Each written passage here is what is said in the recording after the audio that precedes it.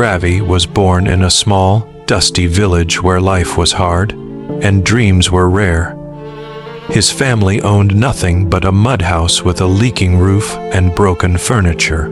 His father worked as a laborer, breaking stones under the harsh sun. His mother sold old clothes in the village market, earning barely enough for food. Ravi never had toys, fancy clothes, or even proper shoes to wear. But what Ravi had was a spark, a restless fire burning quietly in his chest. He would sit under the banyan tree near the temple, watching the cars zoom by. In those moments, he dreamed of a life that felt impossible. The village boys laughed at him, saying, "You'll die here, just like your father." But Ravi would smile and whisper, "Wait and see." At school, he sat on the floor because there were no benches left for the poor. But he listened carefully, absorbing every word like a sponge. When the teacher spoke of cities, machines, and inventions, Ravi's eyes lit up. He stayed back after school to read books discarded by others. "Why do you waste time, Ravi?" his friends teased, but Ravi ignored them and kept dreaming. One day, he found an old radio in the junkyard and fixed it using wires and nails.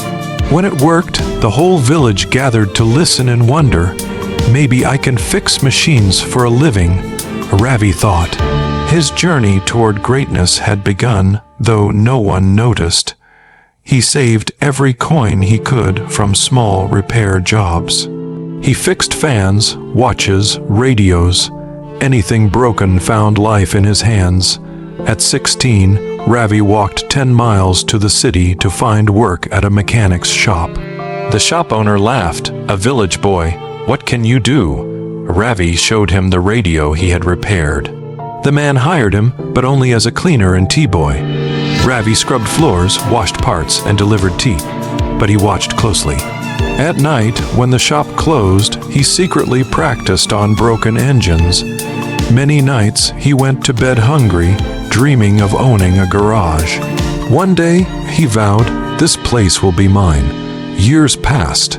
Ravi became the best mechanic in the shop. Customers asked for him by name, trusting his skilled hands. His boss grew jealous and fired him, fearing competition. With no job, no money, and nowhere to stay, Ravi slept on the streets. But the fire inside him burned brighter than ever. He borrowed money from an old customer who believed in him. With that tiny loan, he rented a shack and opened his own garage. At first, customers were few, but Ravi worked day and night. He greeted everyone with a smile and charged fair prices. Word spread fast. Ravi's garage is the best in the city. Soon cars lined up outside his tiny workshop. Ravi hired helpers from his village, teaching them everything he knew. His business grew. He bought better tools, rented a bigger space. Within 5 years, Ravi owned 3 garages across the city. He dressed simply, but his hands and mind were worth gold. But Ravi's dreams were bigger than just repairing cars. He wanted to build machines, invent things that changed lives. He started experimenting with new engine designs in secret. One of his models could save 30% fuel, a revolution in the market. When he presented it to investors, they were stunned. "Who designed this?" they asked. "A boy who was born with nothing." Ravi smiled. They funded his idea, and soon Ravi's engines were in every vehicle. He became a millionaire, but he stayed humble. He built schools and hospitals in his village. "No child should sleep hungry like I did," Ravi declared. His old classmates were shocked to see him on TV. That's Ravi, the boy who sat on the floor in school. But Ravi never forgot the mud house with the leaking roof. He rebuilt his parents' home into a mansion, but left his old room untouched. "I want to remember where I came from," he said softly. His father passed away smiling, proud of his son's greatness. His mother wept with joy when she saw her son honored by the president. Ravi's name was printed in newspapers around the world. "Born with nothing, died with everything," they wrote. But what was everything to Ravi? Not the cars, the money, or the mansions. It was the respect he earned, the lives he changed, the smiles he inspired. He gave scholarships to village children who dreamed like he once did. He taught them to fix radios, engines, and broken hopes. When Ravi grew old, he sat under the same banyan tree. Children gathered to hear his stories of struggle and success. Work hard, dream big, and never give up. He told them, life will knock you down, but get up, stronger than before. They listened, died, seeing in him their own possibilities.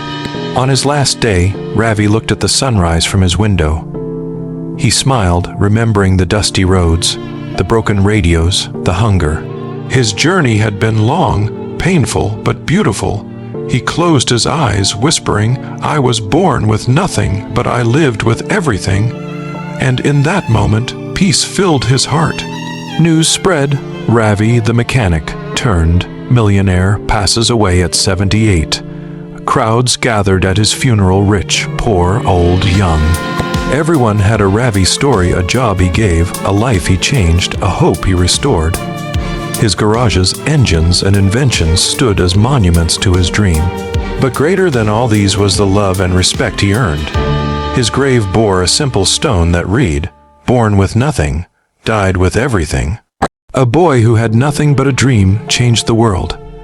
His story reminded millions that wealth is not in gold or land, but in courage, vision, hard work, and heart. Even today, mechanics teach young apprentices about Ravi. His life proves that greatness has no birthright. It belongs to those who dare to dream and refuse to quit. From a mud house to mansions, from broken radios to inventions, Ravi's legacy lives on in every struggling soul who believes. For the poor boy who dreamed under the banyan tree left behind not riches but a legend, a lesson to the world. You may be born with nothing, but you can die with everything that truly matters.